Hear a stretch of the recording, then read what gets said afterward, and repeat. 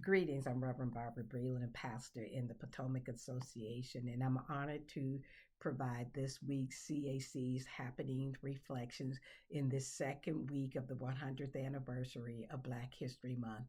Our reflection is titled The Next Generation of Eyewitnesses. Our scripture reference is Matthew, the 26th chapter, verses 69 through 72, and it reads as follows.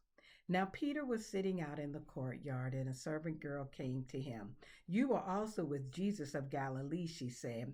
But he denied it before them all. I don't know what you're talking about, he said.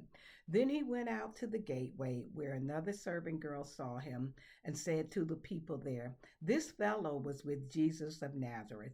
He denied it again with an oath. I don't know the man. Frequently, God uses little girls to bring about justice in the world. Miriam, Esther, and Rhoda are in the Bible, are a couple to name. Today's girls were servant girls in the household of the high priest. They were domestic workers. They provided cleaning, cooking, and also one of their duties involved being on duty and reporting any irregularities to the high priest. So, reporting Peter as one of the disciples that had been with Jesus was their job. These girls were overlooked in society because they were domestics. They were from a marginalized community. And they have been overlooked in the biblical text too, because many people are looking at Peter, who has denied Jesus. But these girls were overlooked by society, but they were not overlooked by God.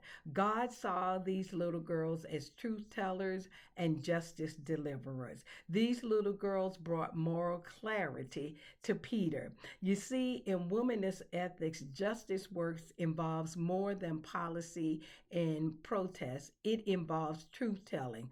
Truth telling exposes lies and betrayal and protects life. It brings moral clarity. And when these little justice girls called out Peter and spoke truth to power to him, they brought Peter into moral clarity, because Jesus had told Peter that he was going to deny them, but Peter denied Jesus, saying, I won't deny you. But when Peter denied Jesus 2 times at least to these little girls, and then one more time, it reminded Peter that what Jesus had said to him. So it brought moral clarity to Peter, and he was shamed about his actions.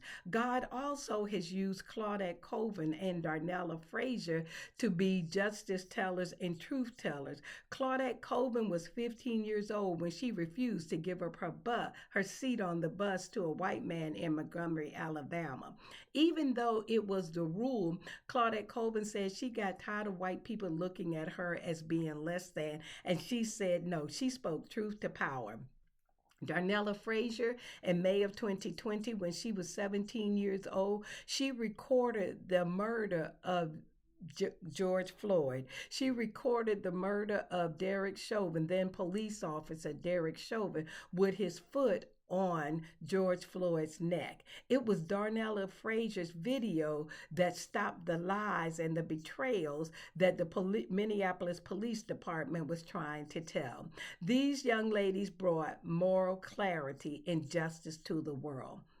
My question to you is, what behaviors are you modeling before the little girls in your community? What behaviors are you modeling before the little girls in your church and in your circle of influence? Do they hear you advocating for affordable housing for low-income people? Do they hear you advocating and fighting for people that suffer with food insecurities? Do they hear you stating that people of African descent are created in the imago Dei and not in the images of apes? What behavior are you modeling before the little girls in your community? And by the way, little justice girls do not have to come just from marginalized communities. They can be little justice boys. Renee Good and Alex Pruitt were people that were eyewitnesses, and they spoke truth to power. Are you developing the next generation of eyewitnesses that will speak truth to power, that will tell the truth, that will bring moral clarity, that God will use to bring justice to the world for everyone?